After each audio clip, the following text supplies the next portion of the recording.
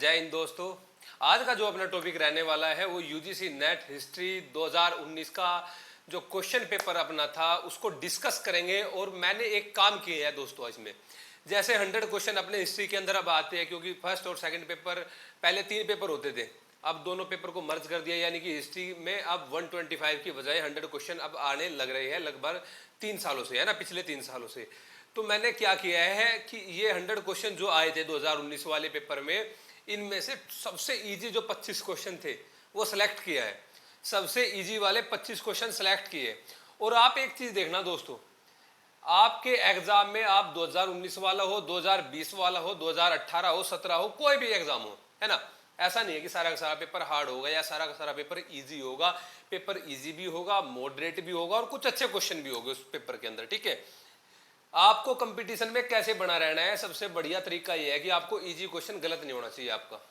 आपका easy question गलत नहीं होना चाहिए, और जो मॉडरेट या बढ़िया क्वेश्चन है उन पे आपने बराबर की फाइट होनी चाहिए, तो आप कंपटीशन में बने रहोगे, कोई दिक्कत नहीं है। हम कंपटीशन से बाहर तभी होते हैं दोस्तों जब इजी क्वेश्चन हम गलत करके चलते हैं और वो अपनी थोड़ा ओवर कॉन्फिडेंस के साथ या लापरवाही के साथ बोल सकते हैं कि हम क्वेश्चन को ध्यान से ही नहीं पढ़ते कि क्वेश्चन में पूछा क्या गया है ना भाई। तो अगर क्वेश्चन को ध्यान से पढ़े, उसको बहुत अच्छे से टाइम दे, क्योंकि 100 ही तो क्वेश्चन है और आपको 2 घंटे मिल रहे हैं। 100 क्वेश्चन आपको 2 घंटे मिल रहे हैं, लगभग हर क्वेश्चन के ऊपर आपको 1 या 1.25 मिनट मिल रहा है, तो बहुत होता है भाई, है ना। तो आराम से किया करें क्वेश्चन पेपर को और बहुत तसल्ली से आंसर दिया करें, ठीक है।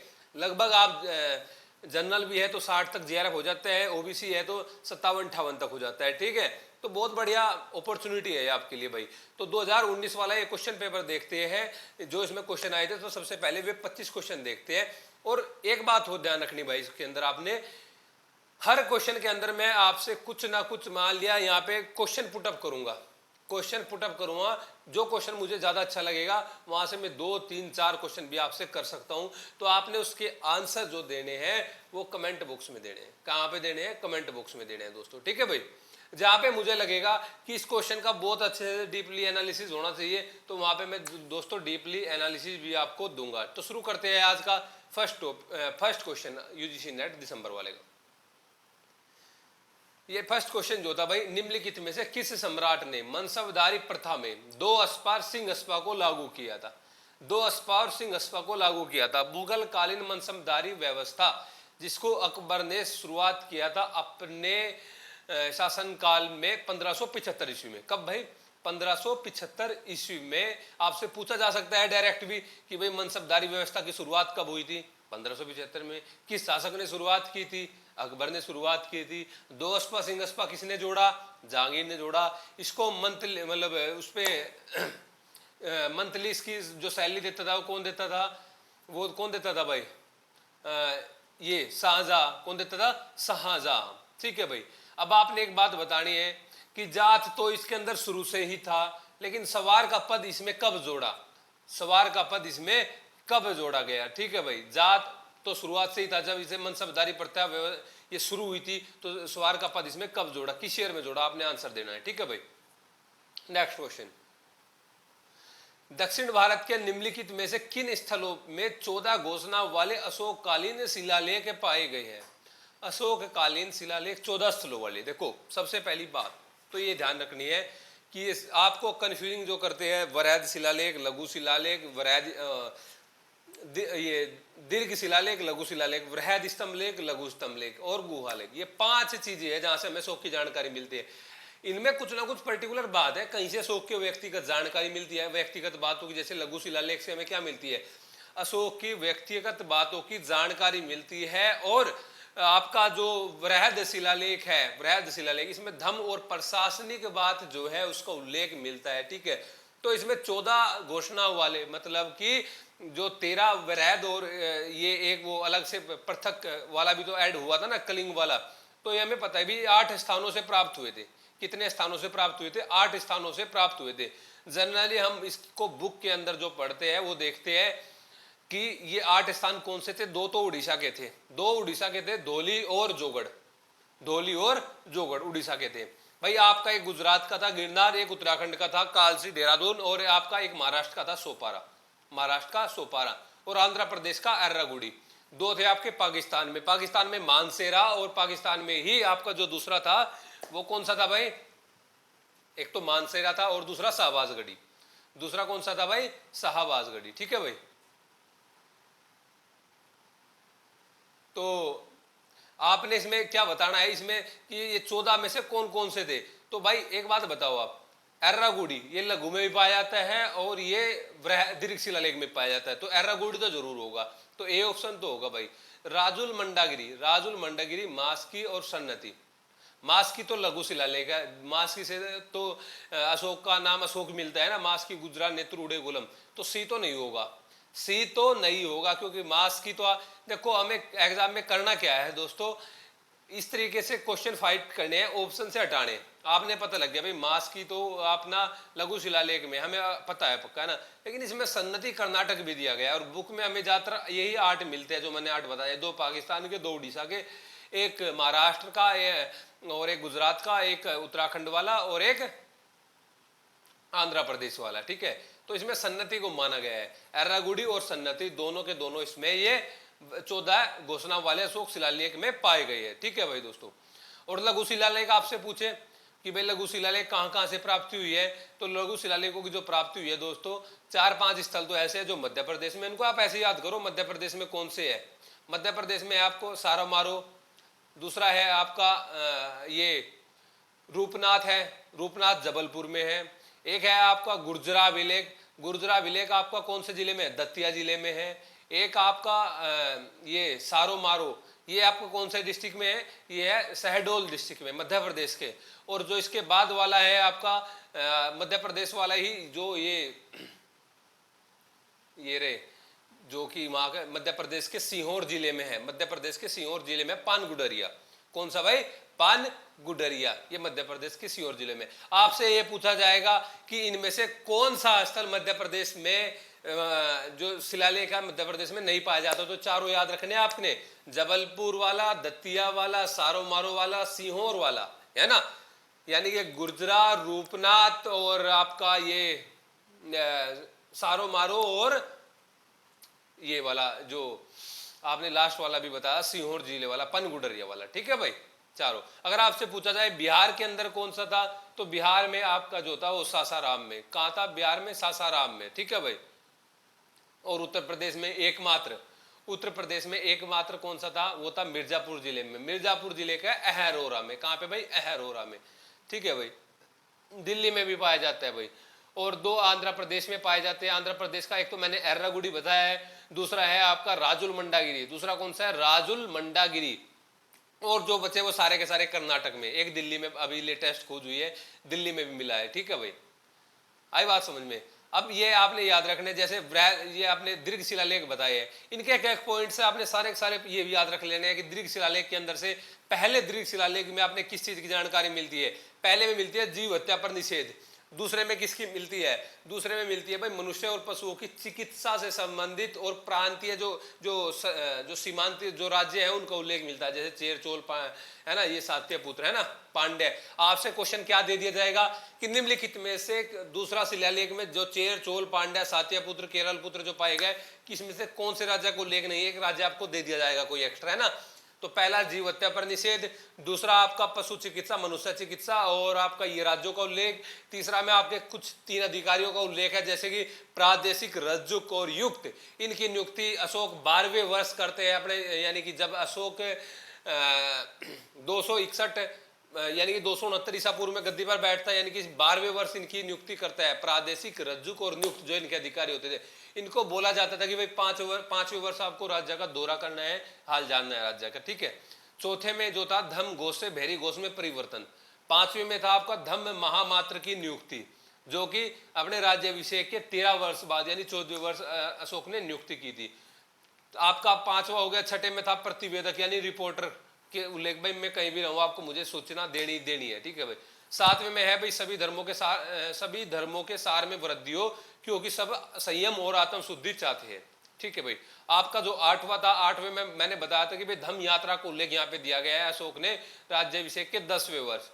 9वें में जो है विविध मंगलाचार का उल्लेख है। 10वें में जो है यश और कीर्ति की जगह धम्म पर जोर दिया गया है। 11वां आप बताइए, 11वें क्या था आप बताइए कमेंट बॉक्स में, ठीक है। 12वें में जो था भाई, 12वें में था धार्मिक सहिष्णुता को लेकर, धार्मिक सहिष्णुता को लेकर था, है ना। बोलना चाहिए, बोला जाता है कि भाई सभी धर्मों के सार में वृद्धि हो, अपने धर्म के में प्रशंसा नहीं करनी चाहिए, दूसरे की निंदा नहीं करनी चाहिए, ना, ठीक है। और 13वें में कलिंग युद्ध का वर्णन है, और कुछ 5 विदेशी राज्यों का वर्णन है यहाँ पे, उनके शासकों का वर्णन यहाँ पे है, ठीक है भाई। धौली और जोगढ़, धौली और जोगढ़ आपसे पूछा जाए कि इनमें कौन कौन से शिलालेख नहीं मिलते, 11वां 12वां और 13वां, 11वां 12वां और 13वां, ठीक है भाई। 7 स्तंभ लेख 6 जगह से मिलते हैं, 3 बिहार के हैं, लोरिया अर्राज, लोरिया नंदनगढ़ और रामपुरवा, ठीक है भाई। एक आपका दिल्ली टोपरा, एक दिल्ली मेरठ, और एक आपका जो 6 है प्रयाग वाला यानी कौशाम्बी वाला, 6 हो गए भाई, ठीक है। अब लघु शिलालेख, अगर लघु स्तंभ लेख की बात करी जाए, लघु स्तंभ लेख भी आपको कहां से मिलते हैं, 2 तो नेपाल से मिलते हैं, निगलीवा और उम्मिंदई। आपको एक कौशाम्बी वाला, एक सांची वाला और एक सारनाथ वाला, ये 5 है, आपने याद रखने हैं। इनमें से पहले ये जो 3 है, सांची, सारनाथ और कौशाम्बी वाला, इनमें आपने संघ भेद रोकने के आदेश दिए गए हैं अशोक के द्वारा, ठीक है। और जो ये वाला है अपना आपका जो ये वाला जो कौशाम्बी वाला है, इसको हम रानी का अभिलेख भी बोलते हैं, क्योंकि अशोक की रानी कारुवाकी का उल्लेख यहीं पे मिलता है, और अशोक के एक पुत्र जो थे जो तीवर, जो जिसका नाम था, उसको उल्लेख भी यहीं पे मिलता है, ठीक है भाई, आई बात समझ में। और आप बताइए कि अशोक के कौन से अभिलेख को आर्थिक अभिलेख बोला जाता है, और किसमें अशोक ने अपना जो भूमि कर घटा के 1/6 ऐसे करके 1/8 वहां पे अशोक ने किया था, ठीक है भाई। ये आंसर आप कमेंट में दीजिए, ठीक है। देखते हैं भाई कौन कौन आंसर दे पाएगा, सारे के सारे क्वेश्चन होगा। अभी तक 3 क्वेश्चन मैंने पूछ लिया आपसे, 2 यहां से और 1 पिछले क्वेश्चन से, ठीक है। आई बात समझ में भाई। इसके बाद हम देखते हैं भाई इसका गुहालेख, गुहालेख जो बाराबर की पहाड़ी में और नागार्जुनी पहाड़ी में जो मिलती है अशोक के द्वारा, उसके पुत्र दशरथ के द्वारा बनाई जाती है, गोपी लोमऋषि वर्थिका, है ना, गोपी लोमऋषि वर्थिका। और अन्य 2 गुफा कौन कौन सी थी भाई, 2 गुफा कौन कौन सी थी बताओ, ठीक है भाई। और कुछ अन्य इनके अलावा भी कुछ अभिलेख या कुछ शिलालेख मिले हैं जो जिसकी अभी तक ये पहचान नहीं हुई है कि अभिलेख या ये शिलालेख किसके काल के हैं। जैसे कि आप देखो तो ये आपका महास्थान वाला यानी पश्चिम बंगाल आधुनिक उस समय में जो बांग्लादेश के अंदर था, है ना, बोगरा, और एक गोरखपुर के अंदर, गोरखपुर में सोहोगोरा में, है ना, सोहोगोरा में, जिसकी 1893 में खोज हुई थी। सोहोगोरा वाले की 1893 में खोज हुई थी, और गोरख इसकी महास्थान वाले की 1931 में खोज हुई थी, ठीक है, ठीक है भाई। और एकमात्र अभिलेख बताइए जो अशोक का, जिसमें सीरिया भाषा को उल्लेख मिलता है, सीरियाई भाषा में लिखा गया, लंपक अभिलेख। कौन सा, लंपक अभिलेख। अशोक को महाराज कुमार किसमें कहा गया है, अशोक को महाराज कुमार कहा गया है भाई, किसमें किसमें कहा गया है, वो कहा गया है आपको मध्य प्रदेश वाले पनगुड़रिया में, ठीक है भाई, आई बात समझ में। अब ये ऑप्शन देखो, जैसे मास्की दिया है कर्नाटक में ना, तो ऐसे 4 स्थल थे, मास्की, गुर्जरा, नेतूर, उड़ेगुलम, मास्की, गुर्जरा, नेतूर, उड़ेगुलम, ये 4 स्थान थे जहां से इसका नाम अशोक मिलता है हमें, ना। और रान्योशोक आपसे पूछा जाए कि रान्योशोक कहां मिलता है, रान्योशोक मिलता है कंगनहल्ली लेक में, कंगनहल्ली में यानी कि कर्नाटक के अंदर, ठीक है। प्रियदर्शी राजा आपसे पूछा जाए, भाबरू बैराट के अंदर प्रियदर्शी राजा का उल्लेख आपको मिलेगा। आई बात समझ में।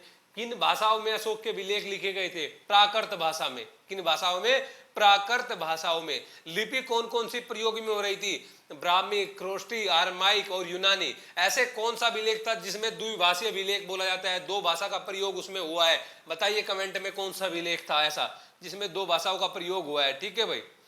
इसके अलावा आपने 3 व्यक्तियों के नाम याद रखने हैं, टिफिन थेलर महोदय, भंडारकर महोदय और जेम्स प्रिंसप।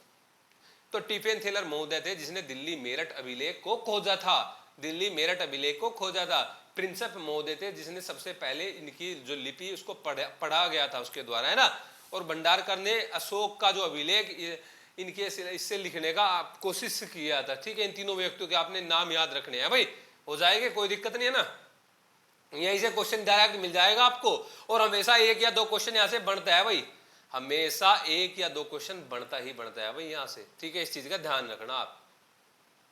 4 क्वेश्चन मौर्य काल से आते हैं, तो 1-2 क्वेश्चन तो यहीं से बन जाता है, शिलालेख, अभिलेख, बृहद, लघु, स्तंभ, है ना, गुहालेख, ठीक है। अब ये खोजकर्ता भी पूछ सकते हैं कि धौली की खोज किसने की, जोगढ़ की खोज किसने की, कालसे की खोज किसने की, आपको स्तंभ सारनाथ स्तंभ लेख की खोज किसने की, या रुमिंदे की खोज किसने की, ये सारी खोजकर्ता आपसे पूछ सकते हैं। तो बताइए आप कमेंट बॉक्स में कि फीरर फीरर किसका खोज करता है, फीरर। ठीक है भाई, बताना आपको कमेंट बॉक्स में। ठीक है, चलो नेक्स्ट क्वेश्चन पे चलते हैं। इसका आंसर होना चाहिए भाई पहला और चौथा, यानी कि ए और डी। और एनटीए नेट एग्जाम का सदाबहार क्वेश्चन जो अक्सर एग्जाम में पूछा ही जाता है, और कभी ऐसा बहुत ही रेयर केस में होता है जो यहाँ से क्वेश्चन न बनता हो दोस्तों। तो आप इसको बहुत तसल्ली बख्श कर लीजिए, आसपास की चीजें सारी की जो भी यहाँ से बनती है उसको बहुत अच्छे से आप दोस्तों देख लीजिए। क्या देखना है, कोई राजनीतिक संगठन, उनकी स्थापना उनके क्रम में लगाना है। तो चलो पहले एक बार क्रम में लगा देते हैं, उसके बाद इनका एक्सप्लेनेशन देखते हैं कि क्या हमें यहाँ पे करना है दोस्तों। ठीक है, तो आपको 4 संस्थाएं दी गई है। मद्रास महाजन सभा, तो मद्रास महाजन सभा हमें पता है ये 1884 में स्थापित हुई थी, यानी कि कांग्रेस से 1 साल पहले 1884 में। ठीक है, अब नेक्स्ट देखो, Bombay presidency association, Bombay presidency association, यहाँ हम कंफ्यूज हो जाते हैं, बॉम्बे प्रेसिडेंसी एसोसिएशन में कंफ्यूज हो जाते हैं। ये 1885 में स्थापित हुई थी और कांग्रेस से पहले हुई थी, कांग्रेस भी 1885 में हुई थी। ये जनवरी महीने में हो गई थी, कांग्रेस हुई थी दिसंबर महीने में। ठीक है, पूना सार्वजनिक सभा 1870 में, कहीं आपको 1867 मिलेगा, कहीं 70 मिलेगा, लेकिन 1870 में पूना सार्वजनिक सभा की स्थापना हुई। ठीक है, बॉम्बे एसोसिएशन, बॉम्बे एसोसिएशन 1852 में। ये अब इनको आप क्रम लगाना चाहोगे तो सबसे पहले 1852 यानी कि डी, उसके बाद सी, उसके बाद आपका ए, फिर B, D C A B, यानी कि डी ऑप्शन आपका राइट हो गया। अब एक एक को जान लो। सबसे पहले बॉम्बे एसोसिएशन ही उठा लो, यानी 1852 वाली। ये भी आपको यहाँ कंफ्यूज कर सकता है, यहाँ पे बॉम्बे एसोसिएशन भी दे सकता है, आपको यहाँ पे मद्रास नेटिव एसोसिएशन भी दे सकता है, ब्रिटिश इंडियन एसोसिएशन भी दे सकता है, क्योंकि तीनों की तीनों संस्थाएं 1852 और 1851 में बनी हुई है। और ये दो, मद्रास वाली और बॉम्बे वाली जो है, ये तो 1852 में बनी है। तो ये बॉम्बे एसोसिएशन जो बनी थी, ये कब बनी थी? 26 अगस्त 1852 को। कब बनी थी भाई? 26 अगस्त 1852 को। कौन सी बनी थी? बॉम्बे एसोसिएशन बनी थी भाई। ठीक है, आई बात समझ में? किसने बनाई थी? दादा भाई नेहरू जी ने बनाई थी, पहली संस्था बॉम्बे के अंदर। ठीक है, किससे प्रेरित हुआ था? किससे प्रेरित हुए थे दादा भाई नेहरू जी? ये हुए थे आपके जो बंगाल के अंदर या ब्रिटिश इंडियन एसोसिएशन जो स्थापित हुई थी 1851 में, उससे प्रेरित होकर, है ना। ये इन्होंने क्या था, इन्होंने इनकी जो माध्यम जो क्यों बनाई गई थी ये संस्था, ये बनाई गई थी भाई इन जो सरकार द्वारा जो नीतियां जो चला रही है उनमें कोई खामी है, उससे सरकार को बताना कि आपकी इस नीति में ये प्रॉब्लम है, ये खामियां हैं, इससे उनको जागरूक करना, है ना। एक प्रकार से ये था, कोई ज्यादा मुख्य रोल इसमें नहीं था। ठीक है, दादा भाई नेहरू जी एकमात्र नाम आपने यहाँ पे ये याद रखना है। 1852 पूना सार्वजनिक सभा 1870 में स्थापित होती है, और इसमें 3 व्यक्ति आपने याद रखने हैं। कौन कौन 3 व्यक्ति थे भाई? एम.जी. रानाडे, जी.वी. जोशी और S H. Chiplunkar. M G. Ranade, G V. Joshi और एस.एच. चिपलूणकर 1870 में ये स्थापित होती है भाई। और इसकी एक पत्रिका भी थी, इसकी एक पत्रिका भी थी, क्वार्टर जनरल, क्वार्टर जनरल। ठीक है भाई। अब 1884 वाली मद्रास महाजन सभा वाली देख लेते हैं भाई। 1884 जो मद्रास महाजन सभा वाली थी भाई, इसकी स्थापना तो पता लग गया 84 में किसने की थी। ये सुब्रमण्यम अय्यर और आपका पी आनंद चार्लू और आपका राघवाचारी, पी आनंद चार्लू और राघवाचारी, इन 3 व्यक्तियों ने इसकी स्थापना की थी, मद्रास महाजन सभा, यानी 1884 में। इसके बाद बॉम्बे प्रेसिडेंसी एसोसिएशन, यानी कि लास्ट इनमें चारों में, है ना। तो बॉम्बे प्रेसिडेंसी एसोसिएशन की जो आपकी स्थापना हुई थी वो 1885 में काशीनाथ त्र्यंबक, फिरोज शाह मेहता, बदरुद्दीन तैयब जी, और ये आपके लिए छोड़ देता हूं एक नाम इसके अंदर, है ना, ये आपके लिए एक नाम छोड़ देता हूं कि चौथा व्यक्ति कौन था जिसने बॉम्बे प्रेसिडेंसी एसोसिएशन में सहयोग दिया था और संस्थापक और सदस्य यहाँ पे था दोस्तों अपने वाला। 6 पार्टी बंगाल के अंदर स्थापित हुई थी, 3 बॉम्बे के अंदर और 2 मद्रास के अंदर, जो भारत में स्थापित हुई थी कांग्रेस से पहले की बात। अगर आपने ये वाली वीडियो नहीं देखी, मैंने कराई हुई है, भारतीय राष्ट्रीय कांग्रेस से पहले राजनीतिक संस्था, 9th यूनिट के अंदर ये आता है। 9th यूनिट में मैंने पूरी प्ले लिस्ट बनाई है, वो देख लो, आपको निश्चित उससे फायदा मिलेगा। 9th यूनिट की वो प्ले लिस्ट है ना जो है भाई, उसको देख लो और शेयर कर दो उसको ज्यादा से ज्यादा भाई, है ना। तो आंसर पता लग गया भाई। फोर्थ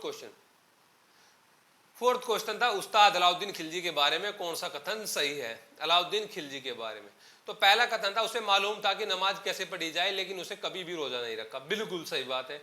दूसरा, उसने नशीले पेय पदार्थों को निषिद्ध कर दिया था, बिल्कुल भाई, उसने 4 कानून 4 अध्यादेश पारित कर दिए थे, ये भी सही है। सरदारों को मनचाही संख्या में विवाह करने के प्रेरित किया, सरदारों को तो आपस में मिलने ही नहीं देता था। अध्यादेश के अंदर बताया गया था कि सरदार आपस में नहीं मिल सकते, मिलेंगे तो ये षड्यंत्र रचेंगे, तो इनको तो अलग अलग कर दिया था। तो तीसरा तो हो ही नहीं सकता, जो तीसरा नहीं हो सकता तो पहला ऑप्शन भी नहीं हो सकता और तीसरा ऑप्शन भी नहीं हो सकता, तो ऑप्शन बचे 2, दूसरा और चौथा। अब वह शरीयत के अनुसार राज्य के संचालन के लिए उलेमा से सहमत था। वो भाई राजनीति के अंदर धार्मिक मतांतरण, धार्मिक हस्तक्षेप नहीं करता था, राजनीति में धार्मिक हस्तक्षेप, ठीक है भाई, वो अलग रखता था, बिल्कुल, है ना। तो शरीयत में उलेमा से सहमत नहीं था, तो पहला और दूसरा ऑप्शन इसका होना चाहिए, पहला और दूसरा, यानी ए और बी दोस्तों, ठीक है भाई। अब यहां से क्वेश्चन क्या पूछूं मैं आपसे, क्वेश्चन मैं पूछ रहा हूं कि इसके अभियान जो कि बहुत इंपॉर्टेंट है, अभियान अलाउद्दीन खिलजी यानी कि अली गुरसास्प, अलाउद्दीन खिलजी यानी कि अली गुरसास्प, जो कि जलालुद्दीन खिलजी के बाद गद्दी पे बैठा था, है ना, दामाद था ये उसका। तो गुजरात, रणथंबोर, चित्तौड़, मालवा, सिवान, जालोर, गुजरात, रणथंबोर, चित्तौड़, मालवा, सिवान, जालोर, ये आपके जो थे इनके उत्तर भारत में इसने जो अभियान किए थे उसका क्रम था। दक्षिण भारत में देवगिरी, वारंगल, होयसल, पांडे, देवगिरी, वारंगल, होयसल, पांडे, ये 4। आपका क्वेश्चन मैं आपसे क्या पूछने वाला हूं, आप मेरे से बताइए, जिस समय इन्होंने रणथंबोर पर अभियान किया, रणथंबोर का शासक कौन था, रणथंबोर का शासक कौन था, और आमिर खुसरो ने कौन से अभियान में, वहां की जब महिलाओं ने जोहर कर लिया था, कौन से अभियान के बाद आमिर खुसरो अपनी पुस्तक के अंदर करता है, ठीक है भाई। आपने 2 क्वेश्चन यहां से बताने हैं, ठीक है। नेक्स्ट क्वेश्चन, बार बार आने वाली बाढ़ के कारण निम्नलिखित में से कौन सा हड़प्पियाई नगर नष्ट हो गया था। 7 बार बाढ़ आई भाई, और 7 बार ये नगर उजड़ा। हड़प्पा का प्रसिद्ध स्थल था मोहनजोदड़ो, जो कि सिंधु नदी के दाएं तट पर था, बाएं पर नहीं था, दाएं तट पर था। ये बाएं और दाएं भी पूछा जाता है एग्जाम में, सिंधु नदी के दाएं तट पर था पाकिस्तान के अंदर, ठीक है भाई। और अगर पूछा जाए, ये आध्यात्मिक नगर था, ये क्या था, एक आध्यात्मिक नगर था, और इसको तो बोला जाता है रेगिस्तान का बगीचा, रेगिस्तान का बगीचा, स्तूपों का नगर, इसको बोला जाता है मोहनजोदड़ो को। मर्तकों का टीला, मीनार यहाँ से मिलती है, यानी कि टावर यहाँ से मिलता है। मलेरिया रोग के साक्ष्य यहाँ से मिलते हैं, कौन से रोग के, मलेरिया रोग के साक्ष्य यहाँ से मिलते हैं, है ना। वो कांच पे जो करते थे हम, क्या बोलते हैं उसको, औजारी एक प्रकार से मान लो, वो उसके साक्ष्य कहाँ से मिलते हैं, मोहनजोदड़ो से ही उसके साक्ष्य भी मिलते हैं दोस्तों। अच्छा, यहाँ पे एक चीज देखी गई, अन्नागार यहाँ से मिला है, जो कि बहुत बड़ा स्थल यहाँ का था, अन्नागार, ठीक है। यहाँ पे सीढ़ियाँ मिली है, सीढ़ियाँ भी मिली है यहाँ पे, और सीढ़ियाँ जो उतरती थी वो कौन सी साइड में उतरती थी, उत्तर साइड में उतरती थी और दक्षिण साइड में उतरती थी। कौन कौन सी में, उत्तर में और दक्षिण में। तो मेरा जो क्वेश्चन है मोहनजोदड़ो में आपसे, वो क्वेश्चन ये है कि जो सीढ़ियां उतरती थी वो तो उत्तर दक्षिण में, लेकिन जो जल निकासी जो व्यवस्था थी मोहनजोदड़ो की, जल निकासी जो व्यवस्था थी मोहनजोदड़ो की, वो कौन सी साइड में थी, पूर्व पश्चिम, उत्तर दक्षिण, पूर्व पश्चिम में या उत्तर दक्षिण में, दक्षिण पश्चिम में, दक्षिण पूर्व में, ठीक है। आपने वो साइड बतानी है, क्वेश्चन बनता है भाई यहां से, ठीक है। तो मोहनजोदड़ो हड़प्पा का वह नगर था जहां से, मोहनजोदड़ो हड़प्पा का वह नगर था जो कई बार उजड़ा, बाढ़ आ चुकी थी वहां पे कई बार, और मलेरिया के साक्ष्य भी यहीं से मिलते हैं दोस्तों, ठीक है। आई बात समझे। नेक्स्ट क्वेश्चन देखते हैं। दीनबंधु मित्रा द्वारा लिखे गए इस नाटक में बंगाल के बागान मजदूरों के शोषण को उजागर किया गया। दीनबंधु मित्रा, नील दर्पण, नील दर्पण, देखो बागान मजदूर, कई बार तो हमें क्वेश्चन का आंसर यहीं से मिल जाता है, क्वेश्चन से मिल जाते हैं। नील दर्पण, है ना, बागान मजदूर।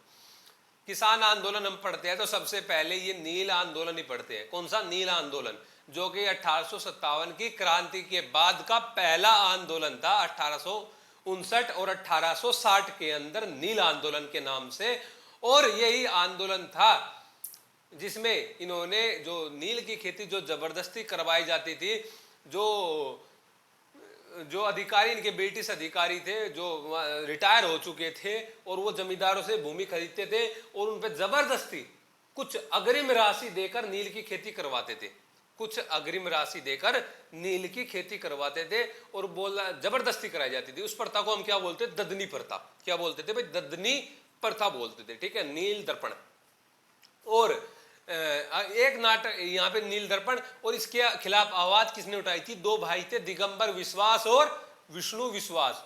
दिगंबर विश्वास और विष्णु विश्वास जब आवाज उठाई तो एक आयोग बनता है। आयोग किसकी अध्यक्षता में बनता है? सीटनकार की अध्यक्षता में बनता है। सीटनकार की अध्यक्षता में, सीटनकार आयोग के नाम से जाना जाता है। बाद में इस आयोग ने बात मान ली थी कि भाई कोई जबरदस्ती यहाँ पे नहीं होगी और ऐसे जबरदस्ती हम नहीं यहाँ पे मजदूरों पे, बागान मजदूरों पे नील की खेती करा सकते। ठीक है भाई, आई बात समझ में? हाँ, तो एक मेरा क्वेश्चन जो बनता है यहाँ से वो ये बनता है, एक तो आपको दीनबंधु की नील दर्पण मिलेगा, तो एक यहाँ पे मिलता है आपको दूसरी रचना कौन सी मिलती है यहां से? नील दर्पण के अलावा दूसरी रचना हिंदू पैट्रियट। हिंदू पैट्रियट, तो आपने इसका लेखक बताना है, हिंदू पैट्रियट का लेखक कौन था? तो ये दोस्तों ये आपका था। ये क्रम से याद रखने हैं हमें, किसान आंदोलन, नील, पाबना, ये दक्कन, फड़के, है ना, ये सारे क्रम से याद रखने हैं। ठीक है, नेक्स्ट क्वेश्चन। अगर यही सारा क्रम बताया जाएगा तो 3-4 घंटे की वीडियो हो जाएगी और फिर आप देखोगे भी नहीं इसको, है ना, बोरियत महसूस होगी। बाकी मैं कोशिश यही करूंगा टू द पॉइंट बात करूँ, एग्जाम में आपको निश्चित फायदा मिलेगा। अब की बार ये क्वेश्चन है, आगे बार इधर उधर से घुमा के साइड में से यही से क्वेश्चन पूछ लिया जाएगा। सबसे ज्यादा पॉसिबिलिटी नेट में ही रहती है एग्जाम को घुमाने की, वहीं से पूछने की। ठीक है, नेक्स्ट क्वेश्चन, अकबर का मकबरा, गोल गुंबद, शेख सलीम चिश्ती का मकबरा और चार मीनार हैदराबाद। तो हमें ये क्वेश्चन पढ़ना पहले तो ध्यान से, कभी हमको ये लग जाए कि भाई इनमें देखना है कौन सा गलत दिया है, अकबर का मकबरा सिकंदरा में या कहीं और, ये नहीं देखना है, क्रम बताना हमें इसमें। क्या बताना है? ऑर्डर बताना है इसके अंदर। ठीक है भाई, तो ऑर्डर कैसे बताना है भाई? ऑर्डर ये बताना है कि कौन सबसे पहले, कौन फिर उसके बाद, फिर उसके बाद, फिर उसके बाद। तो आपने घटना अगर बहुत अच्छे से पढ़ रखी है तो ये आप लगा लोगे इजीली। ठीक है, कैसे? अब जैसे हम पढ़ते हैं कि भाई बाबर आया, हुमायूं आया, अकबर, जहांगीर, शाहजहां, औरंगजेब, बहादुर शाह जफर, सॉरी बहादुर शाह के बाद जहांदार शाह, जहांदार शाह के बाद फर्रुख सियर, रफीउद्दर्जात, रफीउद्दौला, मोहम्मद शाह रंगीला, अहमद शाह। अहमद शाह के बाद आपका आता है आलमगीर द्वितीय, ऐसा आलमगीर द्वितीय के बाद शाह आलम द्वितीय, शाह आलम द्वितीय के बाद आपका अकबर शाह द्वितीय, अकबर शाह द्वितीय आपका आता है, और अकबर शाह द्वितीय के बाद बहादुर शाह द्वितीय जो लास्ट शासक था वो आपका आता है। ठीक है, ये तो हमने ऑर्डर पढ़ लिया, क्रम से यहाँ भी पूछ लिया जाएगा आपसे और आगे पूछा भी गया, भी दिखा दूंगा आपसे। ठीक है, तो ये घटना में भी क्रम आ जाता है कि कौन से का मकबरा पहले बनाए। तो आपको पता होना चाहिए अकबर का मकबरा यानी सिकंदरा में, अकबर की मृत्यु के बाद ही अकबर का मकबरा बना होगा। अकबर की मृत्यु कब हुई थी? 1555 में तो गद्दी पे बैठा था, 1605 में, 1605 में मकबरा सिकंदरा में। ठीक है भाई, और ये आपका अगर पूछा जाए शेख सलीम चिश्ती का मकबरा फतेहपुर सीकरी में, अरे शेख सलीम चिश्ती तो अकबर के टाइम पीरियड पे ही एक्सपायर हो गए थे 1580 1581 में। तो पहले शेख सलीम चिश्ती आएगा या अकबर का मकबरा आएगा? शेख सलीम चिश्ती का। यानी आपको अगर दो भी नहीं पता है तो यानी कि सी पहले आएगा और ए बाद में आएगा, सी पहले आएगा और ए बाद में आएगा। तो दूसरा ऑप्शन तो आपका यहीं से कट गया है, यानी कि सी पहले आएगा ए बाद में आएगा, तो एक ऑप्शन कट गया आपका बी वाला। अब आगे देखो, चार मीनार हैदराबाद में, ये अकबर के टाइम पीरियड में 1590 में यहाँ पे बनती है। तो अब आप देखो चार मीनार 1590 में, और ये गोल गुम्बद बीजापुर ये तो भाई आपने औरंगजेब के टाइम पे पढ़ोगे आप, है ना, औरंगजेब मिलाता है ना इसको। ठीक है, तो सबसे लास्ट में तो बीजापुर वाला आएगा, यानी कि बी सबसे लास्ट में। और उससे पहले आपका आएगा, सबसे पहले आएगा शेख सलीम चिश्ती का मकबरा यानी कि सी, उसके बाद चार मीनार यानी हैदराबाद, उसके बाद अकबर का मकबरा यानी सिकंदरा, और सबसे लास्ट में जो आपका आएगा गोल गुंबद यानी कि बीजापुर। ठीक है भाई, यानी कि डी इसका राइट आंसर था आपके क्वेश्चन का। नेक्स्ट क्वेश्चन, मौर्य प्रशासन में रिपोर्टर किसको कहा जाता है? मौर्य प्रशासन के अंदर रिपोर्टर किसको कहा जाता था? तो रिपोर्टर जो बोला जाता था, ये बोला जाता था प्रतिवेदक को। जो अशोक ने बोला था छठे शिलालेख के अंदर, मैं कहीं भी रहूं आपने मुझे जानकारी देनी ही देनी है, मैं जनता के प्रति बहुत जागरूक और चिंतित हूं, मतलब कि मैं किसी भी कहीं भी हूँ, शयन कक्ष में हूँ, कहीं भी मैं हूँ, तो आपने मुझे देना है। तो सिंगल वर्ड आपसे पूछ लिया, रिपोर्टर प्रतिवेदक, रिपोर्टर प्रतिवेदक। इसकी कहानी मैंने आपको दूसरे ही क्वेश्चन में सारी बता दी थी कि जीव हत्या पर निषेध पहला, दूसरा मनुष्य पशुओं की चिकित्सा, तीसरा प्रादेशिक रज्जुक युक्त, चौथा भेरी घोष से धमघोष में परिवर्तन, पांचवा धम्मा मात्र, छठा प्रतिवेदक, सातवां संयम और आत्म शुद्धि चाहते हैं, और आठवां जो था आपका धम यात्रा, नौवां मंगलाचार, और 10वां जो था आपका यश और कीर्ति के धम पर जोर दिया गया था। 11वां आपसे पूछा था। 12वां जो धर्म, 12वें में क्या था, धार्मिक सहिष्णुता, 13वें में कलिंग युद्ध, ये था आपका। अगर पूछा जाए रज्जुक और युक्त का उल्लेख कौन से में मिलता है, तो तीसरे में मिलता है। कौन से में? तीसरे बेड़े में, तीसरे में। आपसे पूछा जाए शाहबाद गढ़ी लेख किसको बोला जाता है, तो 13वें शिलालेख को बोला जाता है। आपसे पूछा जाए कि सबसे सुरक्षित दीर्घ शिलालेख कौन सा माना जाता है, जो सबसे सुरक्षित अवस्था में अभी भी, तो इसका आंसर आप दे देना, इसका आंसर आप दे देना, मैं बता दूंगा फिर अगर आपने नहीं दोगे, है ना। कोशिश यही करना कि सभी को इसका आंसर देना है। तो नेक्स्ट क्वेश्चन, निम्नलिखित में से किस सत्याग्रह का नेतृत्व महात्मा गांधी ने नहीं किया था, तो खेड़ा सत्याग्रह, रोल्ट बिल के विरुद्ध सत्याग्रह, अरे ये तो आपको पता है कि भाई चंपारण, खेड़ा, अहमदाबाद, रोल्ट एक्ट, असहयोग, बारदोली में सरदार थे, और उसके बाद आपका ये सविनय अवज्ञा आंदोलन, भारत छोड़ो आंदोलन, ये सारे किसके द्वारा थे, महात्मा गांधी के द्वारा। रोल्ट भी, है ना। तो इसमें से कौन सा नहीं था, महाद मीठा जलाशय सत्याग्रह, ये अंबेडकर जी द्वारा, ये अंबेडकर जी द्वारा था। ठीक है, कौन सा वाला, तीसरा वाला, यानी कि सी। ठीक है, अब आप बोलोगे इसका क्वेश्चन मैं दे रहा हूं आपको। इसका क्वेश्चन ये है आपसे कि जब जलियांवाला बाग हत्याकांड घटित हुआ था, उसके बाद एक कमेटी बनाई गई थी अंग्रेज सरकार के द्वारा। अंग्रेज सरकार के द्वारा एक कमेटी बनवाई गई थी, उसमें कुछ अंग्रेजों को शामिल किया गया था और 3 भारतीयों को शामिल किया गया था। कुछ अंग्रेजों को शामिल किया गया था, 3 भारतीयों को शामिल किया गया था। तो वे 3 भारतीय कौन कौन थे, उनका नाम बताइए आप। 3 भारतीय कौन कौन थे, उनका आप नाम कमेंट में आंसर दीजिए। ठीक है भाई। नेक्स्ट क्वेश्चन आपका आ गया, निम्नलिखित में से कौन शाहजहां के चित्रकार थे, निम्नलिखित में से कौन शाहजहां के चित्रकार थे। तो शाहजहां के चित्रकार कौन थे भाई, अगर आपको नहीं भी पता है शाहजहां के चित्रकार कौन थे तो कोई दिक्कत नहीं है, पर आपको जहांगीर और अकबर का पता होना चाहिए, जहांगीर और अकबर का इनका पता होना चाहिए। तो आप एक चीज देखो, इसमें अब्दुल समद दिया गया है, जो जहांगीर का आपने पढ़ भी रखा है, अब्दुल समद, जहांगीर के समय में था अब्दुल समद। तो बी कहाँ है भाई, बी तो पहले में भी है, बी दूसरे में भी है, बी तीसरे में भी है, तो गया। आपको नहीं पता मीर आसिम किसके समय था, मोहम्मद नादिर समरकंदी किसके समय था, पता नहीं आपको, मानना की। तो इसका तो पता है ना, इसका तो पता है अब्दुल समद का, तो अब्दुल समद इसके समय में थे, अकबर के समय में। तो आंसर डी, ए और सी, यानी कि नादिर समरकंदी और मीर हासिम, सारे के सारे जो भी जहांगीर से संबंधित और अकबर से संबंधित चित्रकार थे ना भाई, सच बताऊं तो घोट लो इनको भाई।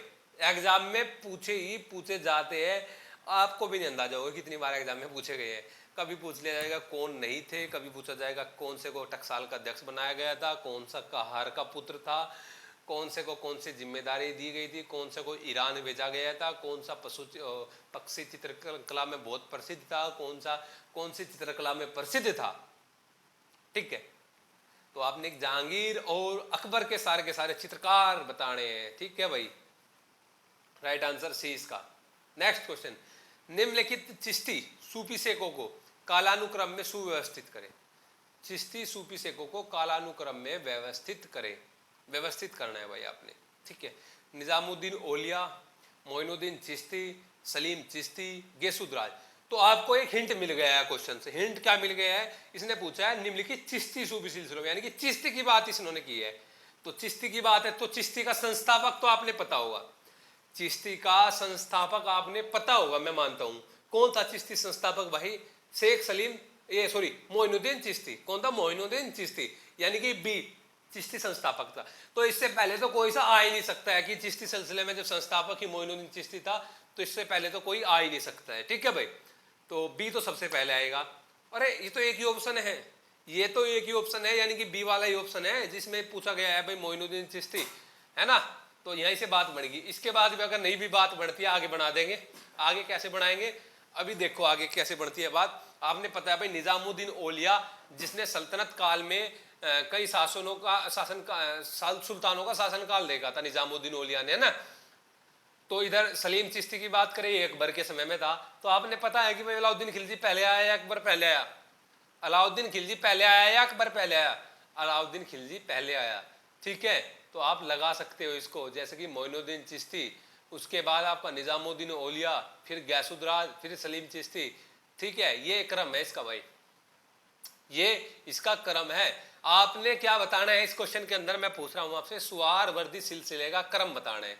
सुहारवर्दी सिलसिले का क्रम मेरे को बताना है कमेंट में, ठीक है भाई। नेक्स्ट क्वेश्चन, भारतीय उपमहाद्वीप के निम्नलिखित में से किस नवपाषाण कालीन स्थल पर फसल उत्पादन का प्राचीनतम साक्ष्य पाया गया है?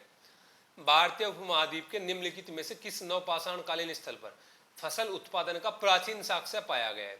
किले गुल मोहम्मद, कोट दीजी, में ही मेहरगढ़।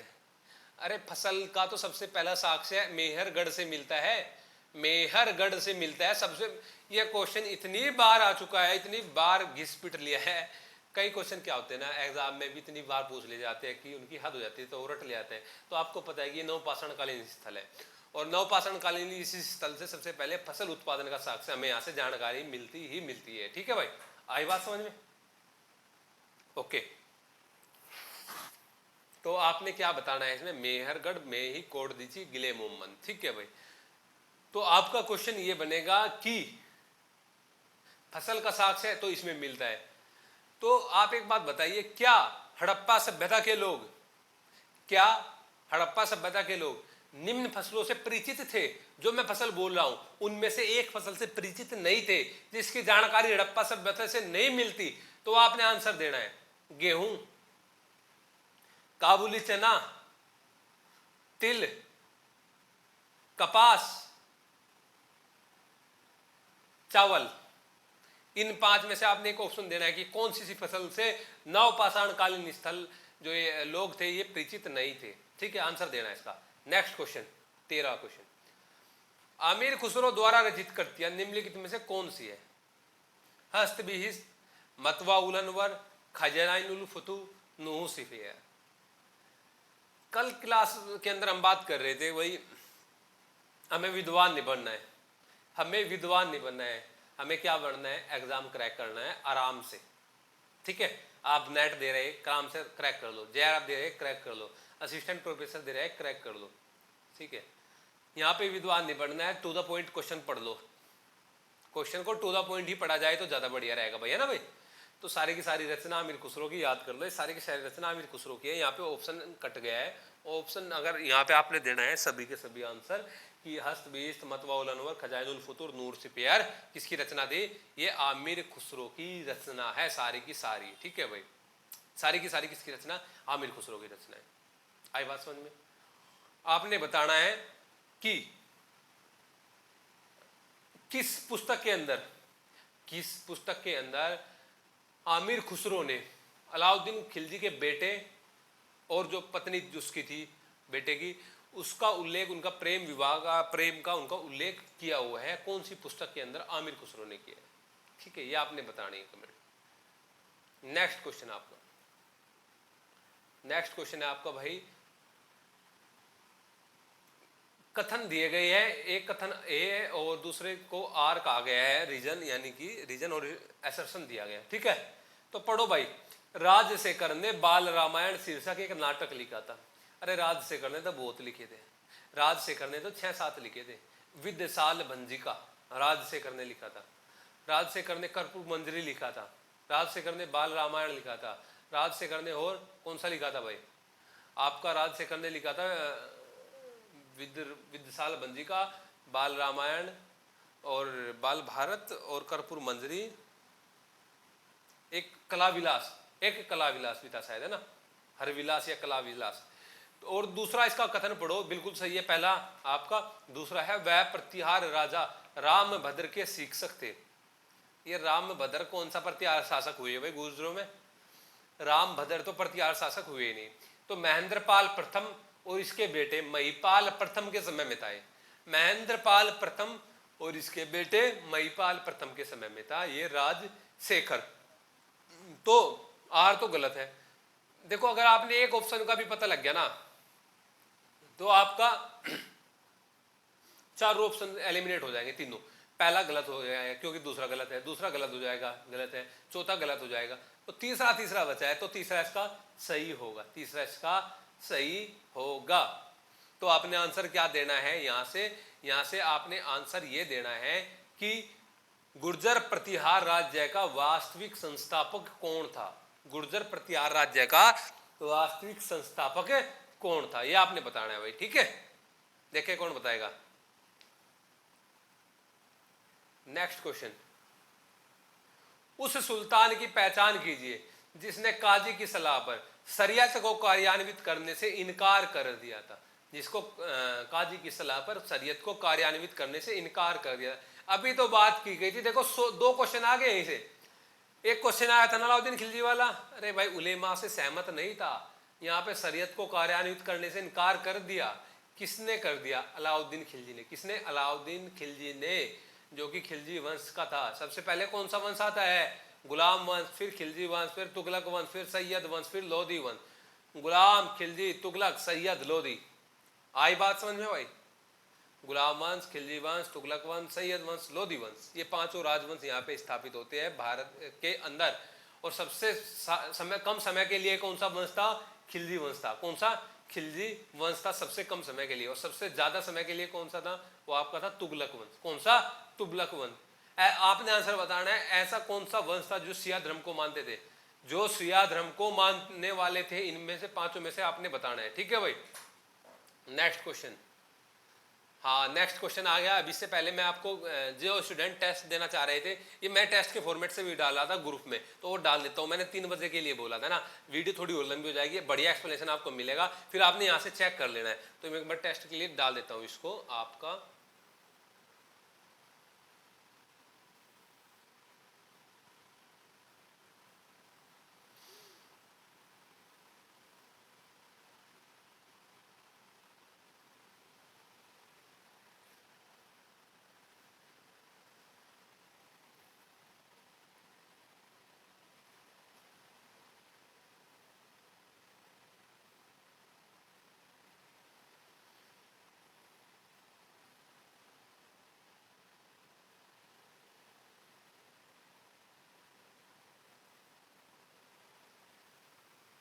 हाँ भाई, करिए टेस्ट को भी, है ना, फिर अपना आंसर मिलाना यहाँ से।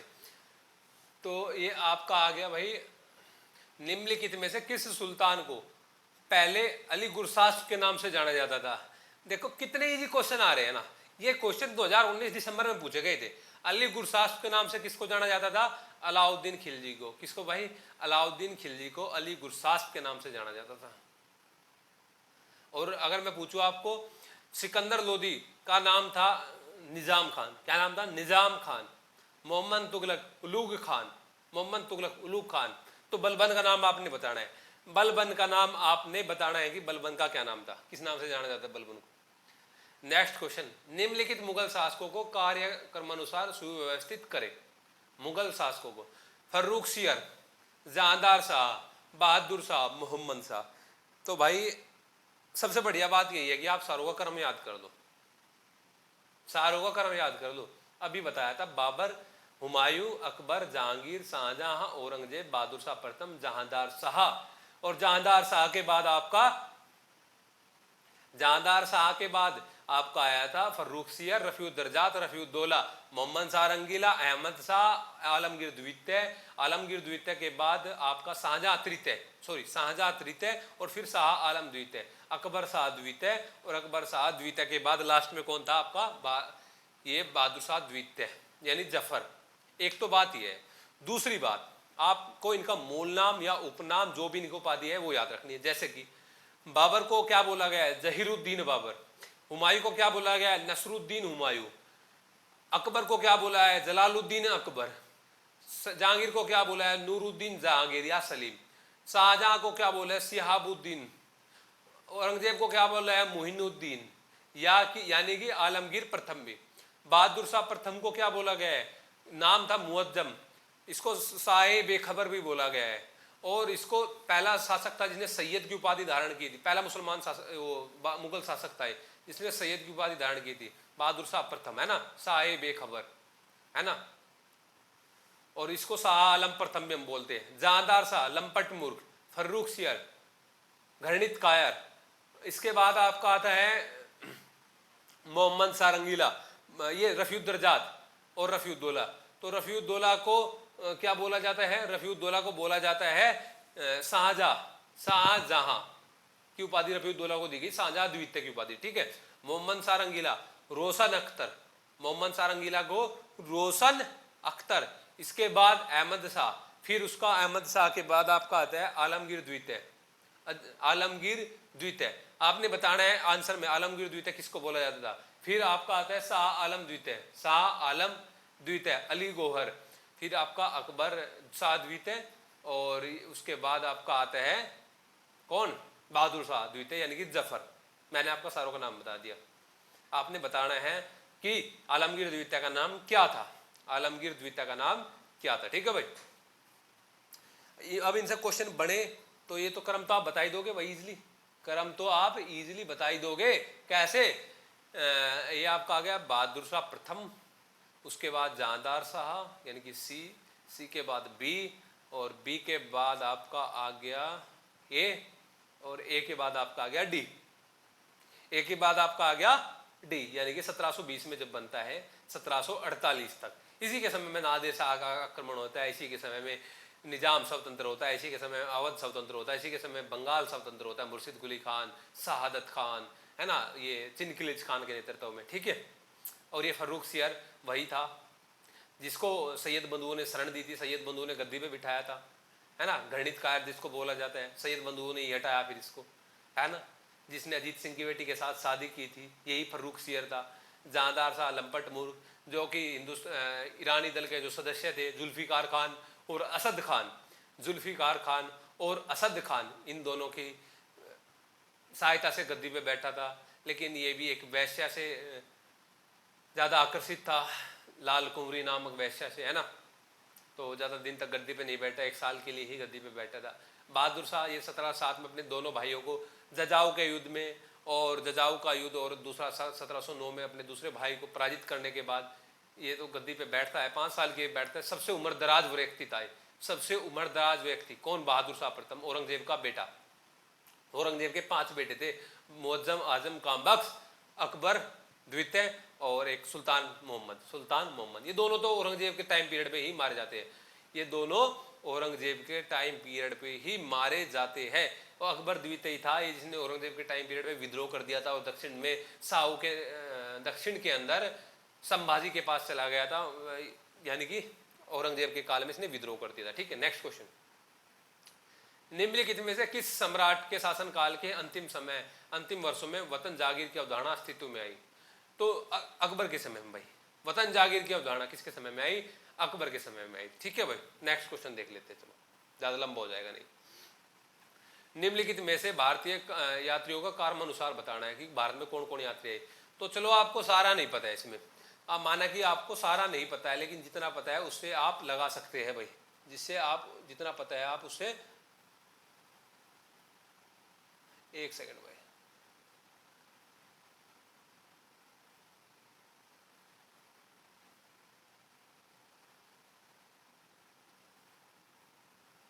जितना पता है ना भाई उससे आप उतना लगा सकते हैं। जैसे कि किस सम्राट के शासनकाल के अंतिम वर्षों में वतन जागीर की अवधारणा अस्तित्व में आई थी?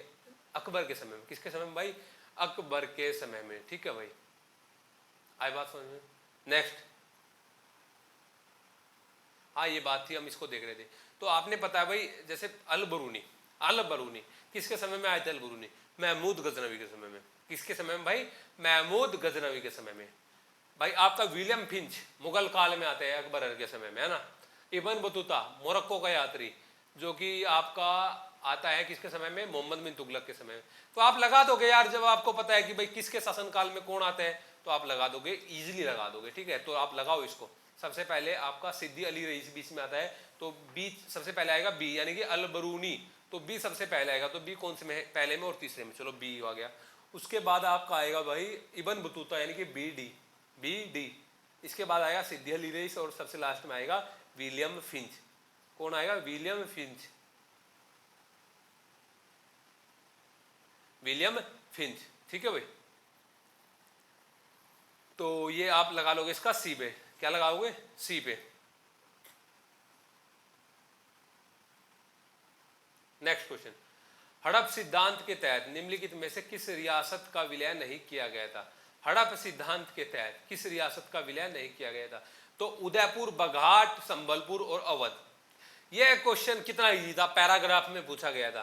पैराग्राफ में पूछा गया क्वेश्चन था भाई कि हड़प सिद्धांत के तहत किस रियासत का विलय नहीं किया गया था। तो आपने पता है भाई, लॉर्ड डलहौजी आता है 1848 के अंदर, 1856 तक रहते हैं। साम्राज्यवादी गवर्नर था। अन्याय से कोई मतलब नहीं था कि न्याय होना है कि अन्याय होना है। ठीक है, राज्यों को 3 भागों में विभाजित किया। एक तो वो राज्य थे जो इनकी संधि से पहले स्वतंत्र थे, एक वो राज्य थे जो इनकी संधि के बाद स्वतंत्र हुए, एक वो राज्य थे जिनको इन्होंने बनाया। ठीक है, तो जो पहले वाले राज्य थे वो तो अपना उत्तराधिकार घोषित कर सकते थे। दूसरे वाले राज्यों को जो मतलब जहाँ पे इनका उत्तराधिकार पुत्र की संतान नहीं थी, मतलब गोद निषेध प्रथा जिसको हम बोलते हैं, हड़प नीति बोलते हैं, डॉक्ट्रिन ऑफ लैप्स बोलते हैं ना, व्यपगत का सिद्धांत जिसको हम बोलते हैं, तो उसके तहत दूसरा वाली जो संधि हुई थी जिसके साथ, उससे बोला गया था आपको हमारी परमिशन लेनी पड़ेगी तो तब आप उत्तराधिकार घोषित कर सकते हैं। तीसरा जो था वो ये था कि भाई अपनी मर्जी से ये कुछ भी कर सकते थे वहां पे, है ना। 3 प्रकार के राज्य विभाजित किए। तो सबसे पहले तो आपको यही पता होना चाहिए कौन कौन से राज्य डॉक्ट्रिन ऑफ लैप्स में मिलाए गए थे। सतारा, जैतपुर, संबलपुर, सतारा, जैतपुर, संबलपुर, बघाट, और आपका फिर बघाट के बाद झांसी, नागपुर, झांसी, नागपुर, है ना। करौली को मिलाया था फिर हटा दिया था। अवध को कुशासन के आधार पे मिलाया, कुशासन के आधार पे, कुशासन हड़प सिद्धांत के आधार के छोड़कर कुशासन के आधार पे मिला गया था हड़प को, अवध को 1856 में। कब, 1856 में। और उस समय अवध का शासक कौन था, वाजिद अली शाह। कौन था भाई, वाजिद अली शाह अवध का शासक था। तो आप बताइए, ये जो संबलपुर पड़ता है, उदयपुर, जैसा जैतपुर आपने बताया, संबलपुर, संबलपुर उड़ीसा में पड़ता है, तो आप बताओ जैतपुर कहाँ पड़ता है, जैतपुर किस राज्य के अंदर पड़ता है, ये आपने आंसर देना है। और दूसरी बात, जब नागपुर को मिलाया गया, नागपुर में वहाँ का शासक कौन था वहाँ का शासक जिसको जब मिलाया गया था, तो मैं बता देता हूँ। वहाँ का शासक जो था रघुजी भोसले तृतीय, रघुजी भोसले तृतीय वहाँ का शासक था। ठीक है भाई। और सतारा का शासक आप बताओ कमेंट में, सतारा का शासक कौन था। निम्नलिखित में किसने हड़प सिद्धांत की नीति का प्रयोग किया, ये पैराग्राफ में थे, लॉर्ड डलहौजी ने। ये डलहौजी जो था ना, रेलवे का जनक बोला जाता है इसको। क्या बोला जाता है, रेलवे का जनक डलहौजी को बोला जाता है। और क्या बोला जाता है, इसी के समय में पहली रेल मुंबई से ठाणे के बीच में चली थी। इसी के समय में पहले डाक व्यवस्था की शुरुआत हुई थी। इसी ने लोक निर्माण विभाग की शुरुआत की थी। इसी ने ही, इसके समय में ही सबसे पहले चार्ल्स वुड का सिद्धांत आया था जो शिक्षा से संबंधित था। इसी के समय में ही यूनिवर्सिटी जो कल लंदन की तर्ज पे यहाँ पे 3 जगह केंद्रीय विश्वविद्यालय बने थे। ठीक है, इसी के समय में। ठीक है, बहुत चीजें याद रखनी है। इसी के समय में बर्मा का, पेगू का विलय किया गया था, मतलब पेगू का दूसरा युद्ध बर्मा वाला हुआ। 3 युद्ध हुए ना बर्मा के, पहला 1826, दूसरा 1852, तीसरा 1885। पहला आपका एमस्ट के समय में, दूसरा आपका डलहौजी के समय में, तीसरा आपका डफरिन के समय में, तीसरा आपका डफरिन के समय में। ठीक है, तो आपने आंसर क्या देना है, यहाँ से आपने आंसर देना है कि, चलो आपने इसमें देना है आंसर केनिंग, कर्जन, वेलेस्ली। आपने बताना है लायल आयोग की स्थापना किसके समय में हुई थी। एक अकाल आयोग था, लायल आयोग बना था, तो उसकी स्थापना किसके समय में हुई थी। ठीक है, नेक्स्ट क्वेश्चन, बरनी की तारीख फिरोज शाही लिखने का क्या उद्देश्य था। बरनी की तारीख फिरोज शाही, फिरोज शाह तुगलक को खुश करना। क्या था भाई, फिरोज शाह तुगलक को खुश करना। बरनी जो था 1356-57 में डेथ हुई थी और अंतिम समय बहुत बुरी व्यवस्था में इसका गया था। 6-7 पुस्तक इसने लिखी थी, है ना, साहिब नाट मोहम्मदी और जो भी सलाते कबीर, हसरतनामा, है ना, ये बरनी की पुस्तकें थी। तो ये इसको क्या उद्देश्य था, फिरोज शाह तुगलक को खुश करना, बरनी का। ठीक है, नेक्स्ट क्वेश्चन देखो भाई, मिनहाज सिराज की पुस्तक का शीर्षक क्या है। तबकाते नासरी, मिनहाज सिराज की पुस्तक का शीर्षक क्या है, तबकाते नासरी इसकी पुस्तक का शीर्षक है। और आपने बताना है मिनहाज सिराज किसके टाइम पीरियड पे था, किसने अपनी पुस्तक को, किसने इसको अपनी पुस्तक, किसको अपनी पुस्तक समर्पित की थी इसने। ठीक है भाई, नेक्स्ट, थियोसॉफिकल सोसाइटी के मुख्य उद्देश्य में निम्नलिखित में से कौन थे। भाई थियोसॉफिकल सोसाइटी, ये कई सारे सामाजिक सुधार से संबंधित संगठन बने थे अपने, सामाजिक सुधार से संबंधित कई सारे संगठन बने थे, थियोसॉफिकल सोसाइटी भी थी उनमें से, है ना। इसकी स्थापना हुई थी अमेरिका के अंदर, न्यूयॉर्क में, मैडम ब्लावत्स्की ने की थी, और बाद में कर्नल आलकाट भी इसमें जुड़ गए थे। ब्लावत्स्की जो कि एक रूसी महिला थी, आलकाट जो कि अमेरिका के एक व्यक्ति थे, न्यूयॉर्क। उसके बाद 3-4 साल बाद में बम्बई के अंदर इन्होंने अपना मुख्यालय स्थापित किया, लेकिन कुछ समय बाद में अड्यार मद्रास के अंदर इन्होंने अपना मुख्य हेडक्वार्टर यहाँ पे बना लिया। ठीक है, आपसे क्वेश्चन बनेगा कि एनी बेसेंट थियोसॉफिकल सोसाइटी से कब जुड़ी थी और उसको कब अध्यक्ष बनाया गया था। तो आप ध्यान से पढ़ना, क्योंकि ये तो भारतीय हिंदू धर्म और बौद्ध धर्म से प्रभावित था, तो ईसाइयों का तो कोई मतलब ही नहीं था। मानवता के लिए विश्व बंधुत्व की भावना का निर्माण, बिल्कुल सही बात है, पहला ऑप्शन।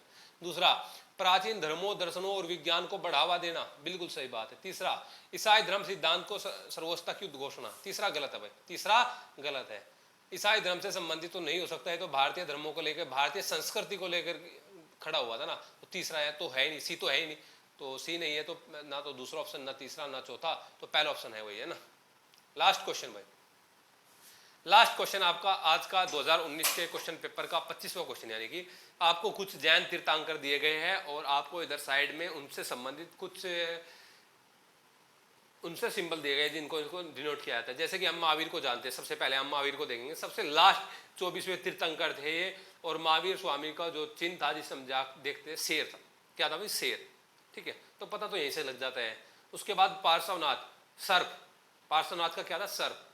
मल्लीनाथ घड़ा या कलश, आदिनाथ सांड। ये तो एक पहले का पहला, दूसरे का दूसरा, तीसरे का तीसरा और चौथे का चौथा था भाई। ठीक है भाई, तो भाई क्या इसमें देखो क्या करना है, 24 के 24 तीर्थंकर देखने हैं। ऋषभ देव का क्या था, मल्लीनाथ का क्या था, सोमतीनाथ का क्या था, पद्मनाथ का क्या था, चंद्रप्रभ का क्या था, इनके सारों के देखने हैं सिंबल, है ना। जैन धर्म में आ जाते हैं क्वेश्चन यहाँ से भी। जो मैचिंग के क्वेश्चन होते हैं ना भाई, जो मैचिंग के क्वेश्चन होते हैं वो बहुत ईजी होते हैं, जो मैचिंग के क्वेश्चन होते हैं वो बहुत ईजी होते हैं भाई। आप वन लाइनर क्वेश्चन हार्ड होते हैं, मैचिंग के ईजी होते हैं। ठीक है भाई, तो ये आज के 25 क्वेश्चन थे भाई। अगर आपको ये वीडियो अच्छी लगे और आपको लगता है कि इससे फायदा मिलेगा आपको, और मुझे भी थोड़ा बहुत अगर फायदा आपको पहुंचाना है कि भाई आपने, जब हम आपके लिए मेहनत कर रहे हैं और आपको भी, मुझे चाहिए कि भाई थोड़ा बहुत फायदा सर को भी होना चाहिए, तो आप इसको प्लीज शेयर कर दो जितने भी आप पे ग्रुप है, चाहे वो फेसबुक का हो, चाहे वो टेलीग्राम पे हो, चाहे वो व्हाट्सएप पे हो। ठीक है, दूसरी बात, आप जो भी वीडियो देख रहे हैं और लगता है कि भाई बेनिफिट है उसका वीडियो देखने में, और आप किसी ग्रुप में जुड़े हुए, चाहे तो व्हाट्सएप ग्रुप में या टेलीग्राम में ग्रुप में, तो उसमें मुझे और जरूर ऐड कर दो, उसमें मुझे और ऐड कर दो। ठीक है भाई, तीसरी बात, अभी अपना सब्जेक्ट का क्रैश कोर्स चल रहा है, जो बच्चा ज्वाइन करना चाहता है, रिवीजन क्लासेज हो रही है, ज्वाइन कर सकता है। और फर्स्ट पेपर का साथ में मैथमेटिकल, डाटा इंटरप्रिटेशन और लॉजिकल रीजनिंग का भी साथ साथ में हो रहा है दोस्तों। ठीक है, आई बात समझ में? तो ये आज का अपना टॉपिक था। नेक्स्ट क्वेश्चन लेके आएंगे, इससे थोड़े हार्ड जो एग्जाम में पूछे गए थे, 25 क्वेश्चन। तो मिलते हैं दोस्तों नेक्स्ट वीडियो में, तब तक के लिए शुक्रिया, थैंक्स, सत श्री अकाल, आदाब।